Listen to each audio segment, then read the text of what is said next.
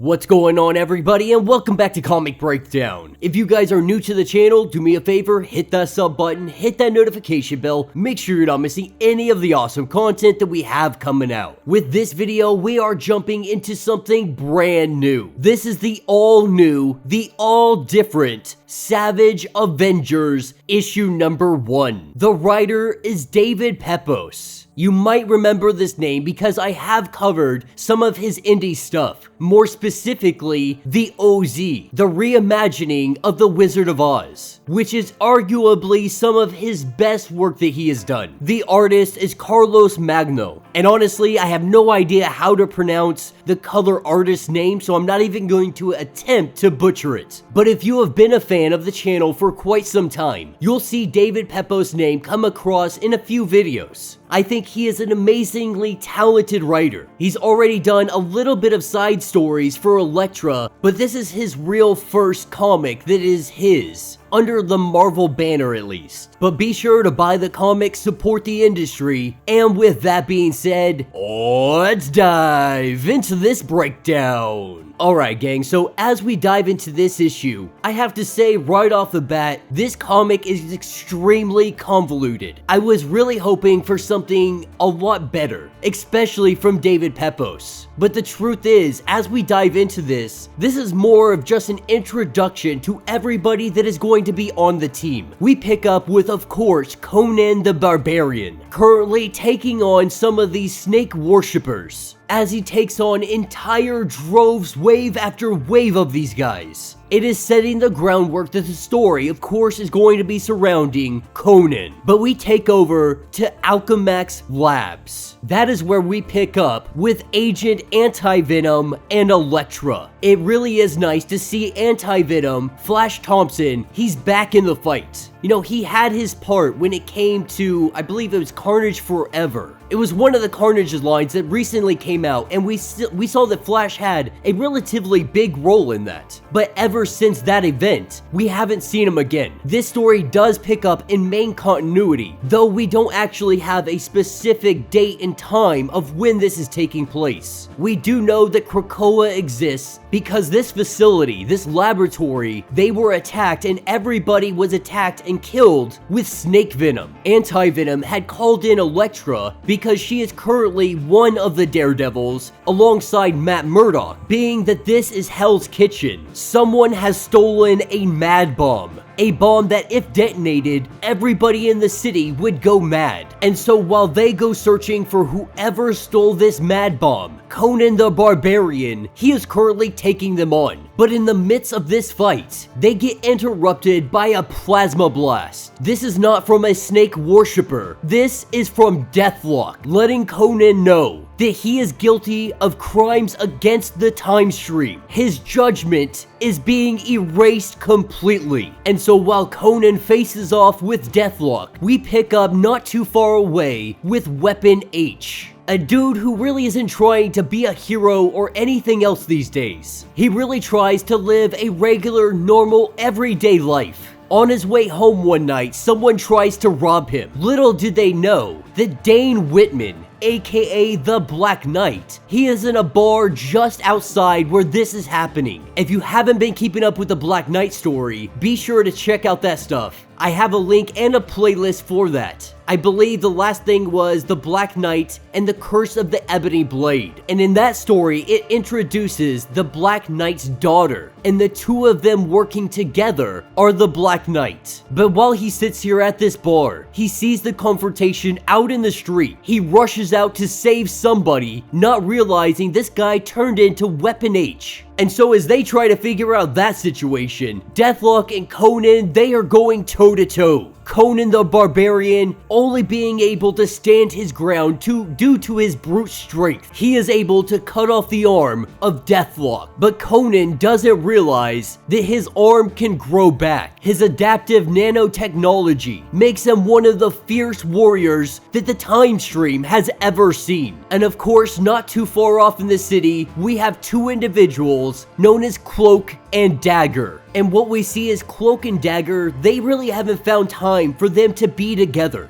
Cloak has always wanted to be with Dagger, never able to find the right time to say this. And in this moment, when he goes to say it, they feel something. Something happens in the city. The mad bomb has been activated. And some people would say that the entire city, it was shaken to its foundation that night. With the mad bomb unleashing their greatest, darkest desires, their deepest rages. It all comes to the surface. But for our heroes, it appears to have released something else. But Elektra, Anti-Venom, Cloak and Dagger, the Black Knight, and Weapon H, they all remain relatively unaffected by all of this. And so all of the heroes, they move to the epicenter of the mad bomb. That is where they find Conan and Deathlok. Not really understanding what is going on, our heroes jump to the aid of Conan the Barbarian as the Black Knight goes to try and disable and get rid of the mad bomb from emulating across the city. We have Weapon H, who is going in on Deathlok, only for Deathlok to grab hold of him and absorb his gamma radiation, absorbing it and taking that strength as his own. Even with the help of Anti-Venom, Elektra, Weapon H, and the Black Knight, Deathlok is freaking holding his own. That is until we have the arrival of Cloak and Dagger. Cloak is able to grab hold of him. All of the other heroes, they jump in as well, doing everything they can to destroy Deathlok. Conan brings his sword down on him, and with a giant flash of light, we see them sucked into the time stream because Conan's sword, it had landed on the time circuits. This caused a portal to open up, and all of our heroes, they are sent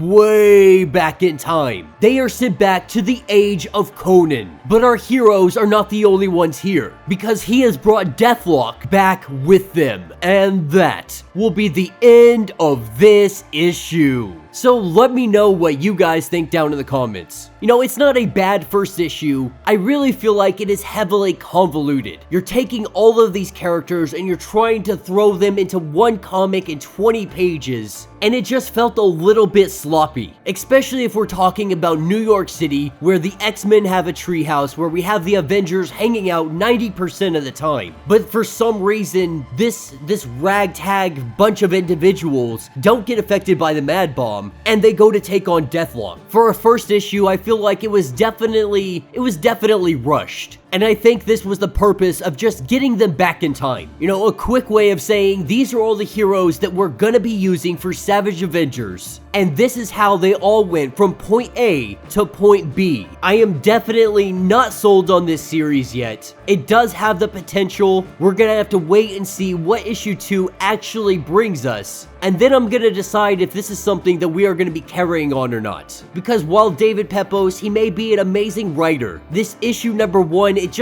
just not grabbing me. But like I said, it has the potential. We'll see where they take it. Let me know your thoughts. Let me know your theories. If you would like to support the channel, you can always do so by hitting the super thanks button. This button will let you donate directly to the channel, and every little bit helps us out. Now, if you can't do that, do me a favor, hit that sub button, hit that notification bell, make sure you're not missing any of the awesome content that we have coming out, and until the next breakdown.